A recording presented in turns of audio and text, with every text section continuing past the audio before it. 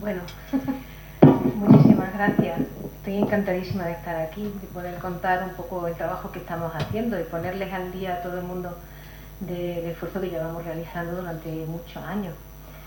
Y por eso no puedo dejar de agradecer a este foro para que nos dé la oportunidad de contarlo. Gran parte de las cosas que creo que son más interesantes, aparte de, menos mal que no me he traído nada preparado sobre el tema de cuando surgió la idea de hacer el museo, porque pensaba hablar del presente. Y yo te agradezco muchísimo, Cristina, que hayas dado toda esa introducción previa, porque ha sido fantástica, con detalles que yo no hubiera podido dar ni siquiera, ¿no? Y bueno, pues mis delegados ya han podido ver que yo le estoy muy agradecida, que valora muchísimo el trabajo que hacemos, porque hacemos muchas cosas y no paramos, verdaderamente no hemos parado desde el principio de que se empezó a crear este museo, no de ahora, sino del momento en que se empezó a crear. Yo quisiera, Cristina, poder decirte que va a ser un museo de un referente internacional sobre la cultura ibérica. Yo quisiera que sea así, espero que sea así, estamos trabajando para eso. Pero si alguien espera que se venga aquí la dama de Baza o la dama de Elche, no. Eso se lo voy a decir ya de antemano, no. En ningún momento ni la dama de Baza ni la dama de Elche van a venir. No, no. En ningún momento lo hemos planteado así. Eso también quiero que lo tengan muy presente. En ningún momento hemos pretendido desmantelar otros museos importantes para crear este. No nos interesa tampoco, así de sencillo, no nos interesa. El Museo Ibero tiene, y desde el principio se planteó así, una de las mejores colecciones de la cultura ibérica de todo el país. La mejor. Y por lo tanto nosotros lo que queremos es darle un valor extraordinario a esas colecciones. No vamos a rechazar esas grandes obras, y de hecho nuestra política va a ser, mientras sea posible, o por lo menos es mi intención, que lo que tengamos sean constantes préstamos temporales. De esa manera vamos a crear siempre un espacio en el que tengamos piezas magníficas del Museo Arqueológico Nacional, del Museo de Prehistoria de Valencia, del Museo de Alicante, del Museo de Murcia, del Museo de Barcelona, del Museo de Córdoba. De esa manera creamos vínculos muy estrechos con todos esos museos. Nos va a permitir traer piezas muy importantes puntualmente, al mismo tiempo que nosotros colaboramos con ellos cediendo también piezas, porque una parte muy importante de la política de divulgación y de difusión de un museo son precisamente los préstamos para exposiciones temporales. Nosotros vamos a trabajar mucho para que esos grandes museos nos puedan prestar piezas que normalmente no se prestarían, pero que esperamos poder llegar a acuerdos con esos grandes museos para que así sea. Entonces nosotros vamos a tener una de esas mejores colecciones, que ya la tenemos, que ya están aquí en el Museo Ibero, pero vamos a contar con esos apoyos de forma puntual. Y de esa manera no te enfadas con nadie, no creas malas relaciones entre otros museos y podemos disfrutar de esas piezas que son importantísimas para conocer y para trasladar la cultura ibérica. Eso me parece fundamental, esa es nuestra intención. Pero en cualquier caso sí que me gustaría hacer hincapié en lo que ya ha comentado mi delegado, que es que el museo ya tiene estas colecciones. Para llegar a estas colecciones ha sido complicado, y eso es lo que lo ha ralentizado muchísimo, porque desde el momento en que se empezó a gestar el museo y se hicieron las primeras propuestas de piezas para la colección, surgió el tema más importante, que es la titularidad. Cristina ha insistido mucho en el tema de cuando se hace la cesión de las parcelas y todo eso, ¿no? Pero hay un tema muy importante, que es que las colecciones son también propiedad de alguien, y las colecciones son de dos propietarios, de la Junta de Andalucía y del Estado. El museo es de la Junta de Andalucía, y así se creó, porque, y de hecho, para nuestro orgullo, deberíamos decir como jienenses, es que se ha hecho aquí, en Jaén, una obra de infraestructura modélica en cuanto a museo, arquitectónicamente, y estamos en un foro en el que lo pueden valorar muchísimo, porque estamos en el Colegio de Arquitectos. Como arquitectura museística es un ejemplo fantástico de cómo debe ser un museo. Y eso está aquí, en Jaén. Y nosotros debemos valorarlo como una inversión extraordinaria que se hizo en nuestra ciudad. Y no debemos quitarle ese valor. Creo que es muy importante. Es que he oído muchas veces relaciones de eso, que se podía haber hecho aquí tal cosa o tal otra, un hospital, un teatro, tal. Claro que sí. Pero ¿y por qué no un museo? Una obra cultural imprescindible, extraordinaria y que tanto valor educativo y de prestigio también, de prestigio, hay que reconocerlo como tal, tiene un museo, y nosotros lo tenemos aquí en Jaén y debemos darle el valor que eso tiene. Bien, además de todas estas cosas, este museo, que es de titularidad de la Junta de Andalucía en su totalidad, que tiene colecciones de la Junta de Andalucía que se han venido ya trasladando desde tiempo atrás, teníamos la situación de que no conseguíamos que el Ministerio hiciera la cesión de las piezas que son de titularidad de la Junta del Estado. Y es que no podíamos prescindir de ellas. No podíamos crear ese museo sin esas piezas. Porque, a ver si yo me entero muy bien cómo funciona aquí en el PowerPoint. No sé cómo hacerlo. A ver aquí. Sí. Estas son las diferencias, los tipos de piezas que podemos ver. Este grupo, el pajarillo, que son tan conocidos, son de titularidad de la Junta de Andalucía, porque aparecieron en el año 1994. Mientras que el caballero, el que está el jinete, que está a su lado, que es del Cerrillo Blanco, que es el mejor conjunto de esculturas ibéricas de todo el país, el más extenso y más importante de todo el país, y está aquí, en Jaén, y lo tenemos ya en el Museo Ibero, es de titularidad del Estado. Nosotros nos negamos desde el principio a que se pudiera abrir ese museo solo con las piezas de la Junta de Andalucía, porque tendríamos que renunciar a la del Cerrillo Blanco, y eso no era posible. No hubiera sido un museo ibero, hubiera sido otra cosa. Entonces, ese retraso ha provocado que se tardara tanto tiempo en terminar esta obra que todos queríamos ver terminada hace mucho tiempo. Por fin, ya se firmó en marzo ese convenio, ese acuerdo con el Estado, y en abril ya estaba hecho el traslado, como bien ha comentado mi delegado. Porque no quisimos perder la oportunidad, dijimos, aquí está, ya, hay que hacerlo inmediatamente, no vaya a ser que se lo piensen. Y lo hicimos inmediatamente. Esas piezas, las del Museo de Jaén, ya están en el Museo Ibero, y todavía quedan pendientes algunos otros museos por entregar las piezas que ya se llegó al acuerdo.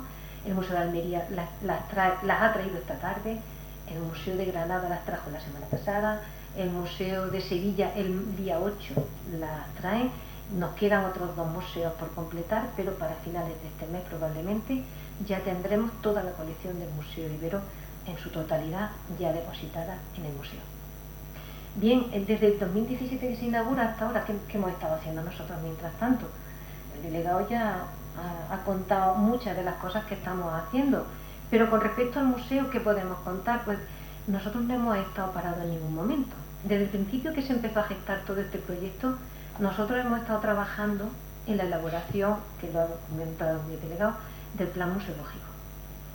Ustedes están muy habituados, porque en este foro hay mucha gente que se dedica a planeamientos de distintos tipos, están muy acostumbrados a entender lo que significa un proyecto tan de gran envergadura como es un plan museológico, en el que tienen que incluirse proyectos de muy distinto tipo, porque es el modelo en el que se gesta todo lo que tiene que ver con el museo, desde los programas dedicados a la gestión económica, el tema de régimen interno, el programa arquitectónico, programa de colecciones, con todo lo que significa, de dónde van a venir, cómo van a crecer, etcétera, etcétera. Pues además de todo eso está el proyecto expositivo. Ese proyecto expositivo hemos venido trabajándolo durante mucho tiempo. La primera entrega del plan museológico se hizo en el 2015. Como no conseguíamos el acuerdo con el Estado, seguimos trabajando en él y se entregó ya la definitiva propuesta del plan museológico en el 2019. Como digo, en el plan museológico viene incluido ese proyecto de exposición permanente. ¿De acuerdo? Bien, pues en el año 2019 se entregó, como digo, ese plan museológico y ya teníamos el primer documento para esa exposición permanente. En esa exposición en la que se recoge todo lo que queremos contar qué espíritu lleva esa exposición, qué objetivos tiene esa exposición, qué piezas va a incluir, qué recursos va a necesitar, qué temas de restauración y de conservación preventiva se van a requerir, qué iluminación, en fin, toda una gama de datos que son imprescindibles para entender cómo se va a formar una exposición. Eso lo empezamos a trabajarlo ya, se quedó terminado en el 2019 y a partir de ese momento estábamos a la espera de ver cómo podíamos tirar para adelante con este proyecto. Por fin pusieron ya el dinero de forma definitiva para salir adelante y salió la licitación para formalizar eso en un documento arquitectónico, porque nosotros tenemos el proyecto expositivo, que es lo que queremos contar, qué objetos, qué todo, pero alguien tiene que materializar eso. Yo soy arqueóloga, yo soy museóloga, yo tengo la idea de lo que quiero contar, pero quien me lo tiene que materializar es un equipo arquitectónico, que tiene que diseñarme el espacio, los movimientos, las características de las vitrinas, las mediciones, todo, absolutamente todo, para poder hacer luego la ejecución de ese proyecto. Eso salió a licitación en junio del 2022. Tuvimos ese periodo con el COVID que hubo que ralentizar muchas cosas, pero ya salió definitivamente esa licitación en junio del 2022. El equipo que se quedó finalmente con el proyecto del diseño de la ejecución de esa exposición, el diseño expositivo, se lo quedó una empresa que es Frade Arquitectos, una empresa de Madrid, que por cierto es la misma empresa que ha realizado el Museo Arqueológico Nacional, por ejemplo, o la sección de Bellas Artes del Museo de la Aduana, que ha trabajado en Qatar, que ha trabajado en Ámsterdam, que ha diseñado ahora el centro de visitantes de Medina Zara, el nuevo, en fin, una empresa, un gabinete de arquitectura de mucho prestigio. Ellos son los que se han quedado con esa licitación. Eso fue en junio del 2022. A finales del 2023 tenían que entregar el proyecto y se entregó. Ese proyecto de diseño de la exposición permanente se entregó en el 2023. Ha pasado la supervisión técnica de la Consejería de Cultura, se le hicieron una serie de requerimientos, como pasa siempre en estos grandes proyectos, hay que hacer modificaciones, etcétera, etcétera, hasta que ya quedó completamente autorizado el proyecto. Y ahora estamos, ¿en qué momento estamos? Estábamos a la espera de que el Ministerio firmara las piezas. Ya tenemos las piezas, por fin, desde marzo de este año. Ahora que estamos esperando, hemos hecho todos los documentos típicos para la licitación, los pliegos de prescripciones técnicas, pliegos administrativos, memoria, etcétera, etcétera, y está en fondos europeos. Ahora mismo todo ese proyecto está en fondos europeos, a la espera de que finalmente firmen los fondos europeos, pasen la supervisión y salga a licitación. Tenemos muchísimas empresas que nos llaman preguntando de cuándo van a salir, porque está todo pendiente de que el Fondo Europeo nos apoye definitivamente ya para sacarlo. El dinero está, el diseño de la exposición está, el diseño arquitectónico de la exposición está, las colecciones las tenemos preparadas y mientras tanto, ¿qué hacemos nosotros? Mientras nos dan por fin ya la salida para ese diseño, pues sin parar de trabajar, nosotros lo que tenemos que hacer es preparar esas colecciones para su exposición, porque nosotros lo acabamos de recibir, pero tenemos que supervisar ahora el estado de conservación de todas esas piezas que van a la exposición. Ahora lo que estamos haciendo es un trabajo constante y muy duro de revisión de las colecciones, restauración de las piezas que están en peor estado, porque no nos va a dar tiempo a todas, pero por lo menos las que están en peor estado, dejarlas perfectas, limpiarlas, porque muchas de ellas llevan en almacenes mucho tiempo, hay que limpiarlas concienzudamente y ver cualquier otra cuestión que pueda afectarle a la conservación de las piezas. Estamos haciendo la documentación, la fotografía, en fin, un trabajo que es tremendamente arduo y muy concienzudo.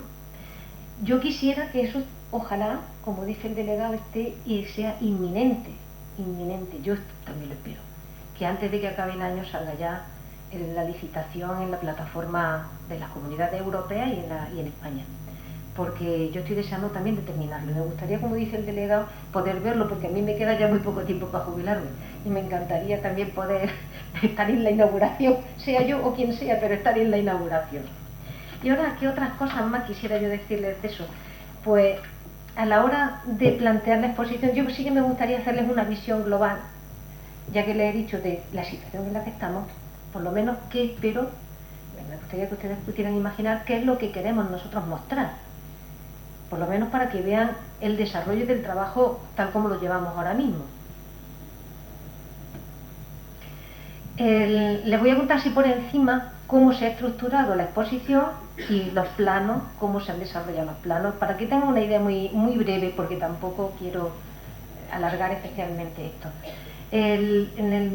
La exposición que tenemos previsto realizar en el museo y en la visita que realicen después en el museo se lo volveré a contar para que puedan hacerse una idea más clara de los espacios que se van a ocupar. Tiene estas 7 áreas temáticas.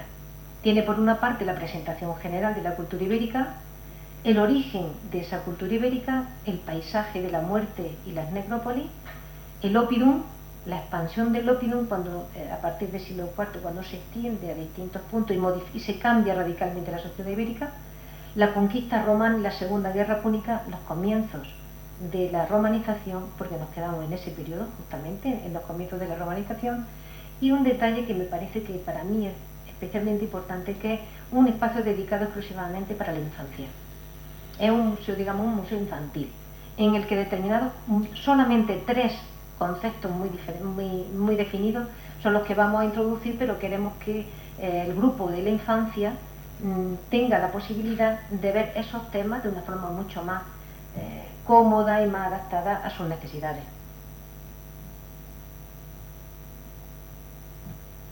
Y estos son los espacios que vamos a ocupar. Yo creo que muchos de ustedes ya habrán estado en el museo. Conocerán ese espacio diáfano, muy blanco, muy adaptado a las necesidades actuales de los museos, que queremos unos museos en los que la iluminación juega un papel muy importante, y entonces nos estorba bastante la luz del día. Por eso esta es la planta baja. Conforme entras por el vestíbulo, aquí tienen, por ejemplo, el plano de superficie, son 450 metros cuadrados. Este sería el vestíbulo. Por aquí se entraría. En esta sala, justamente la planta baja, es precisamente el punto más importante de la exposición, porque es como si quisiéramos acercar a la gente quiénes eran esas personas que llamamos como íberos. Entonces ahí vamos a desarrollar una importante muestra con las esculturas de Porcuna. Queremos invitarle a reflexionar que estas esculturas representan en sí mismas lo que es la cultura ibérica, lo que identifica a la sociedad ibérica. En la parte del fondo presentaremos el origen. Es como si dijéramos, estos son los pueblos íberos. A partir de aquí vamos a contar su historia. Entonces, al final de esa sala serían los orígenes, y conforme subimos en las siguientes plantas ya iríamos desarrollando aspectos temáticos de esa cultura. De forma que en la siguiente planta, y ya está en la planta primera, tendríamos el paisaje de la muerte en primer término.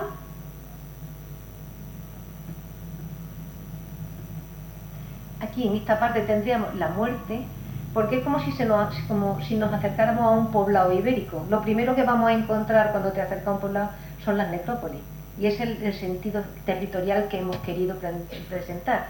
En principio entraríamos hacia las necrópolis, después entraríamos a esta altura, que sería aquí, entraríamos por la muralla hacia el oppidum y seguiríamos en la siguiente parte de la sala, que es de gran tamaño. Seguiríamos después avanzando en todo este sector con la entrada al oppidum, las murallas, el santuario, los palacios, las casas, el sistema económico, la escritura. Todo eso lo desarrollaríamos en esta planta. En la siguiente planta, esta es todavía una de las vistas. Estas son las imágenes que ha generado el proyecto de Frade Arquitecto, las infografías que nos ha presentado. Aquí tendríamos también otra imagen de cómo quedaría esa parte del oppidum. En esa primera planta tendríamos, como les digo, ese museo infantil en el que queremos recrear, por una parte, una cueva en la que estaría una cueva como la cueva de la Lobera.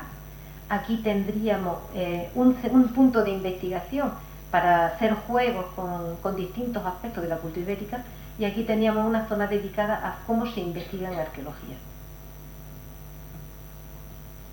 Esta sería ya la parte dedicada en las salas temáticas 4 y 5, que se dedican al exterior del Opidum, la expansión del Opidum, los territorios en concreto de donde estaría, cuando se expande la cultura ibérica hacia la zona de la sierra, entraría la zona del Pajarillo, entrarían también los santuarios.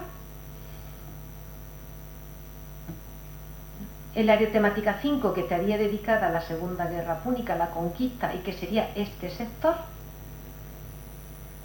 Y después pasaríamos ya a la romanización, que se incluiría en esta parte. Sería el área temática de Roma, la llegada de Roma, en la que introduciríamos aspectos como la moneda o como la necrópolis de Piquías, que es una necrópolis ibérica, pero del momento de transición en época romana, y que tiene muchísimo que contar. Estas son algunas de las pistas que esperamos tener. Es muy interesante que uno de los aspectos más complejos del proyecto expositivo, físico, del desarrollo del diseño expositivo, era el tener en cuenta que al ser salas que se ve una desde la otra, desde arriba siempre, había que tener un especial cuidado con el tratamiento de las vitrinas. El museo arqueológico necesita necesariamente la vitrina para poder guardar los materiales, puesto que requieren unas condiciones de conservación y por su tamaño también obligan a que estén guardados en unidades expositivas, en vitrinas. Entonces, esas vitrinas tienen que tener un cuidado muy exquisito en su tratamiento, porque desde arriba se van a ver siempre. Saben que en la vitrina habitualmente la parte de arriba se reserva para los temas de iluminación y para poder tener un control de acceso, muchas cosas que no se ven normalmente desde abajo, pero que si las ves desde arriba se afean. En este caso ha habido que tener un cuidado muy especial para que todo quede perfectamente diseñado. Y aquí tienen pues lo que ustedes ya pueden imaginar, el nivel de detalle que hay que alcanzar para este diseño de la exposición, en el que vienen incluidas una a una todas las piezas para prever cuántos pedestales se necesitan, si se necesitan pequeños espejos, cuántas cartelas, una cantidad de... que ya está todo incluido, por supuesto, en el proyecto. Otro detalle de todos los matices que tiene que tener ese tipo de proyecto. Y esta es la exposición del Opidum, que ahora mismo es disponible en el museo. La hizo también el equipo de Frade, y es la que nos ha servido de punto de partida para generar la exposición nueva, el diseño de la exposición permanente. Fue una especie de ensayo. Queríamos ver cómo funcionaba. Ustedes pueden, si lo han visto el edificio, han visto que son espacios muy grandes, muy diáfanos y muy abiertos. Para presentar piezas que son pequeñas, como son por ejemplo los pequeños platos, fíbulas, objetos muy pequeños en muchos casos, si se presentan en espacios especialmente generosos, pasan completamente desapercibidas. Entonces nosotros tenemos que jugar también con la presentación de esas piezas, en buscar formas de presentación que atraigan la mirada. Por lo tanto, hemos tenido que crear, si pensó así, arquitectura dentro de la arquitectura para acotar esos espacios y hacerlos muchísimo más humanos, más cercanos, más acogedores, y que te permitan observar las piezas pequeñas sin que se te pierdan en el espacio. Entonces, eso ha sido uno de los temas que hemos estado trabajando con esta exposición. El resultado ha sido bueno, hemos conseguido lo que queríamos, y a partir de ahí hemos podido ver qué cosas había que cambiar o qué cosas había que modificar para que mejoraran la exposición siguiente, la exposición permanente. Estos son algunos de esos detalles que les digo de esa exposición del Opidum y que nos ha servido de punto de partida. Mientras tanto, nosotros, como bien ha comentado el delegado, no hemos estado parados. Hemos estado realizando muchas exposiciones. Esta, por ejemplo, en la que lo hicimos para el Día de la Arquitectura del año pasado, en la que se hizo una presentación de la imagen que muchos fotógrafos amateurs tenían del edificio y que nos parecía que podía ser, y que de hecho fue muy bien valorada. Y mientras hemos estado haciendo muchas exposiciones. Lo de hacer las exposiciones temporales, no piensen que es solamente porque queremos tener actividad en el museo, que también. Para nosotros estas exposiciones temporales son muy importantes porque utilizamos piezas que ya está previsto que vayan a exposición permanente, y que aprovechamos para restaurarlas y para darles a la gente la posibilidad de ir disfrutándolas mientras tanto. A nosotros, de todas formas, teníamos que hacer ese esfuerzo de restauración y ya también le damos a la sociedad la posibilidad de que disfruten de temas muy concretos como los que hemos estado haciendo hasta ahora, como el de los amuletos, el de la infancia o las historias en plata que tenemos ahora mismo presentes. Esto es más o menos el presente y el futuro que vemos del Museo Ibero. Yo sé que se podrían contar muchísimas más cosas, pero creo que es mucho más fácil si se produce una conversación y la pregunta que más le interese a la gente, más que seguir yo contando cosas. Por eso les agradezco mucho su atención y estoy disponible para cualquier cosa que me quieran preguntar. Muchas gracias.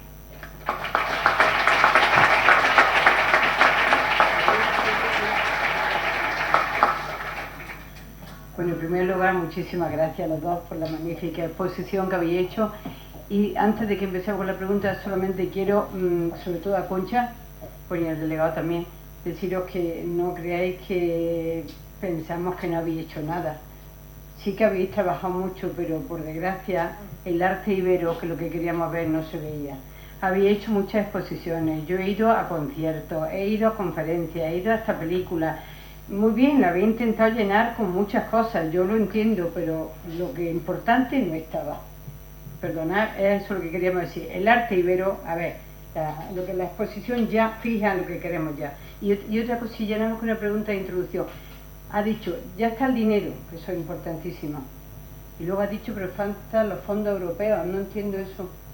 No, el dinero está en fondos europeos. El dinero está en fondos europeos. Ahora lo europeos. que está, el proyecto está, la licitación está en supervisión de fondos europeos.